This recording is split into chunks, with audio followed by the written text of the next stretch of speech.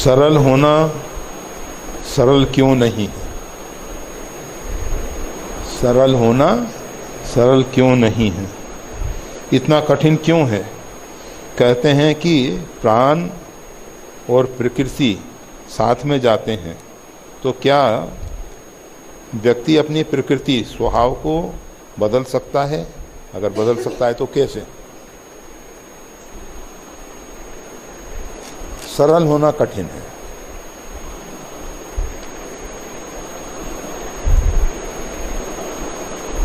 जब तक व्यक्ति के अंदर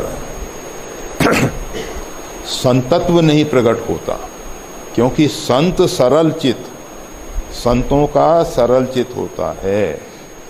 हमारे अंदर संतत्व, साधुता, वैसे दोनों में अंतर है, साधुता में और संतत्व में,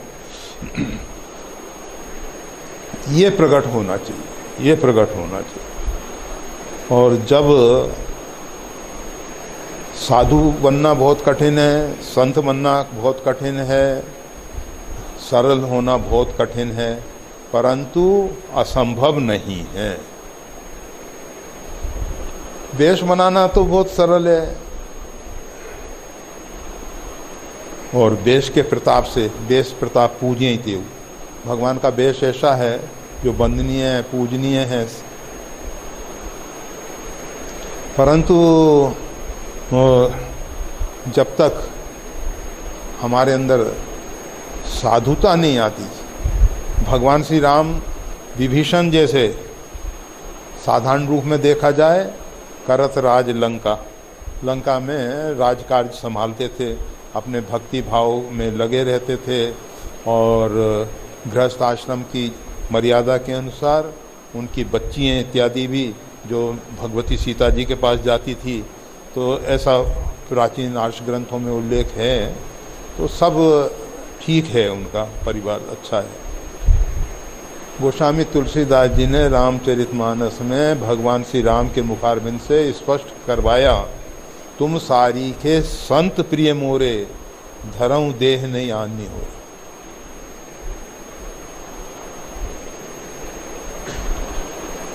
तो संत के लिए जरूरी नहीं है कि वेश होना चाहिए।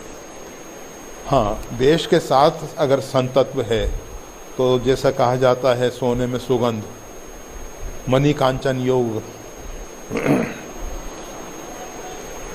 तो मुख्य बात हम सरलता की, सरलता, और जो दूसरा है प्रकृति और प्राण साथ साथ जाते हैं।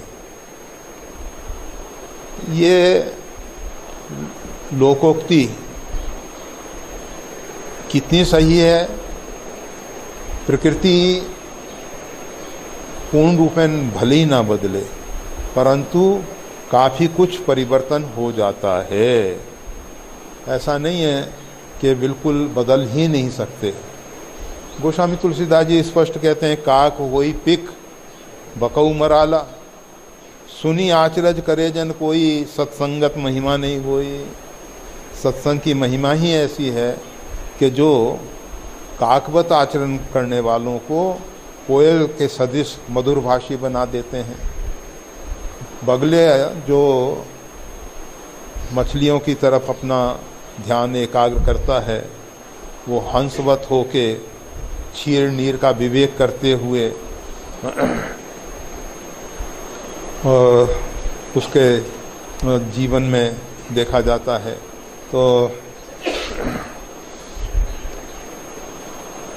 संत श्यम तो उनका स्वभाव बदलता ही है। अब आप देखिए चैतन्य महाप्रभु का जो प्रारंभ का जीवन है वो किस प्रकार का है, और आगे का जीवन किस प्रकार का है। बिल्व मंगल का पहले का जीवन कैसा है, बाद का चरित्र कैसा है। अनेक अनेक संतों के ऐसे उपाख्यान हैं कि जिनके जीवन में बहुत बड़ा परिवर्तन आया है। वाल्मीकि जी ने वाल्मीकि नारद घट जोनी, निज निज मुखन कही निज होनी, इन सब ने अपने विषय में बताया कि हम एक दिन क्या थे, कैसे थे और कैसे परिवर्तन हुआ। स्वभाव में परिवर्तन हुआ है, प्रकृति में परिवर्तन हुआ है। ऐसा नहीं है कि प्रकृति में परिवर्तन होता ही नहीं है, हो ही नहीं सकता है। हाँ, अगर किसी भी बात को हम पहले से सोच लेते हैं कि ये तो असंभव है, तो उसका संभव होना कठिन हो जाएगा, तब जरूर कठिन हो जाएगा। और नहीं, अगर अन्य के जीवन में इस प्रकार की संभावना है तो हम भी उस परमात्मा की संतान हैं। सारी सृष्टि परमात्मा ने बनाई है और परमात्मा सर्वसमर्थ है। उसके साथ साथ परमात्मा संतत दासन देव बड़ाई, अपने दासों को, अपने सेवकों को हमेशा श्रेय देना चाहते हैं, बड़ाई देना चाहते हैं। और संतों के द्वारा भी बहुत से लोगों के जीवन में पूरा पूरा परिवर्तन आया है। नहीं आ सकता ऐसा नहीं।